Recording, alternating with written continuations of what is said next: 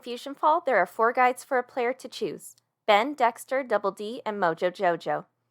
A player could have all 4 guides in a single game, having to only pay some taros to switch between the 4.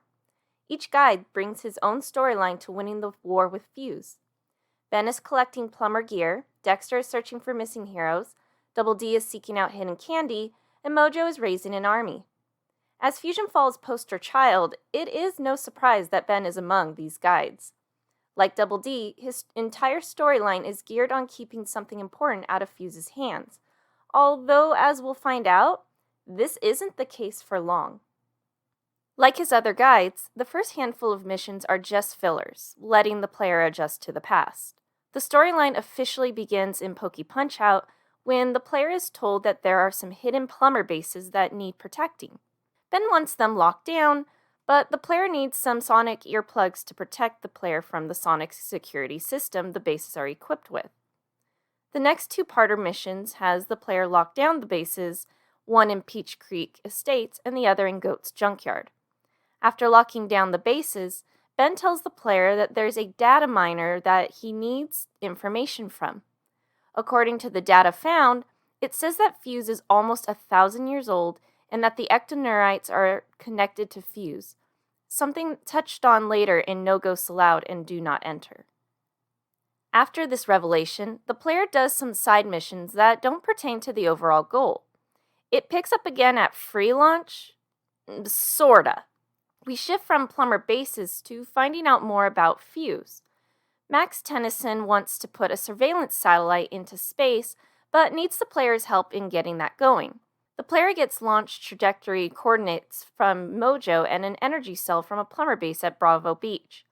The cell is only powerful enough to power half the satellite, so Max says they'll find another one, just not immediately. The player is sent off to deal with the Ghost Fleet subplot, getting a Spectre detector from Grimm and slowing the infection up in Galaxy Gardens with some Wildvine DNA. Before the satellite can be launched, Max notices weird atmospheric disturbances that could cause issues for him. The player is sent to nowhere and has to find a downed ship and deactivate its scrambling signal. The ship is, according to Ben, an Anarphaetus design, indicating that the ectoneurites are working with Fuse. With the signal dealt with, Max just needs another power cell. The player obtains this from the spaceport, bringing an end to the downtown arc, but we're still not done with the satellite. It's just on hold. Ben sends the player to Haas Delgado because Kevin called earlier and he sounded in danger. And since Courage is already covering Double D's Wilds arc and Mandy is undermining Mojo, that leaves Hex and Haas to be the Wilds liaison. Obviously, Ben's trusting Haas over Hex. After doing a mission for Haas to prove the player is tough stuff, he sends the player to Nowhere, where the player finds Kevin. Kevin warns the player that Fuse is going to shoot Max's satellite out of the sky. Kevin sends the player to the lower catacombs to obtain a launch key to tell them where the satellite interceptor is located. Since the interceptor is protected by a shield, the player is sent to a hidden plumber base on Monkey Mountain. Inside is a shield fragmentation device that will do the trick. Ben sends the player to Forsaken Valley, where the interceptor is set up, and the player uses the SFD to destroy the mainframe. Despite stopping the interceptor, Max still won't launch the satellite. Once again, the satellite plot is put on hold to focus on the Fusion Kevin army plot. Kevin says to check the fire swamps, but Tetrax informs the player that they will need to look deeper in the Darklands. In order to get answers on where these Fusion Kevins are being made, Haas has the player go get the brain of a Skull Basher. The player takes the brain to the Dark Tree, planting it inside in an effort to read Fuse's mind. It works, and Ben chimes in to tell the player that Max's satellite is finally up in space. It only took the better half of this story to get there.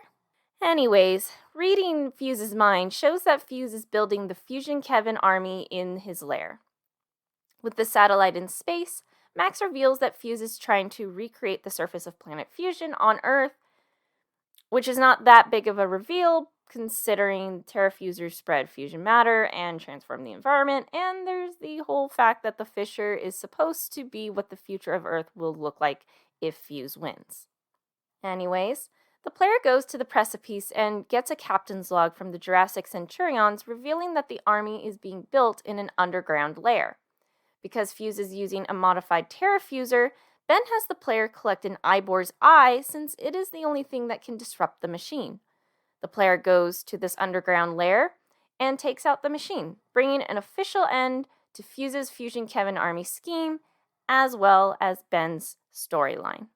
Of every guide, this one has possibly the most changes. Ben helpfully sums up the story beats in his mission lines saying Plumber bases, Max's satellite, Aner Phaetos, Fusion Kevins. The story changed on the player 4 times. Dexter kept his centered around finding heroes with small fillers, Double D kept his centered on the magic candy with small fillers, and even when Mandy came in and stole his thunder, creating an army was still the bulk of Mojo's storyline with fillers. Ben's was presented as keeping alien tech out of Fuse's hands, but then it changes to send up a satellite and then become a Ghostbuster and then stop the creation of Fusion Kevins, along with filler. I don't know if the writers just got bored of shutting down Plumber bases or realized that keeping items out of Fuse's hands was already being covered by Double D, that they opted to just change his mission line. It's not that it's bad, I actually think it would have been more fun if we never bothered with the Plumber bases and just stuck strictly to let's find out more about Fuse. We could have tied in the ectoneurites and more, brought in some other alien species, heck, talk about the Glarfs even. See if there was anything in Magus's databanks that would have been helpful for Earth to repel the invasion. We could have even worked in the totems of Victor Lebon and Ectoneurite, since they're described as powerful alien tech that never gets brought up again. How is it that they get mentioned in Mandy and Juniper's nano missions, but Ben makes no reference to them? We could have done so much with them and more. With this over, I am officially done going over all the guides. Doing this mini-series has actually been refreshing to see the story beats I missed out on when I was playing as a kid. Double D's was the most surprising, and Ben's shock came from how I never realized how the story changed trajectory so many times. Of all of them, Mojo's was the most disappointing. While I would have liked Ben's to be a more cohesive singular story, at least his story beats accomplished something. The player shut down Plumber bases, keeping them safe from Fuse. The satellite was successfully sent to space, and we learned a bit more about Fuse's plans. We thwarted sabotage from the Ectoneurites.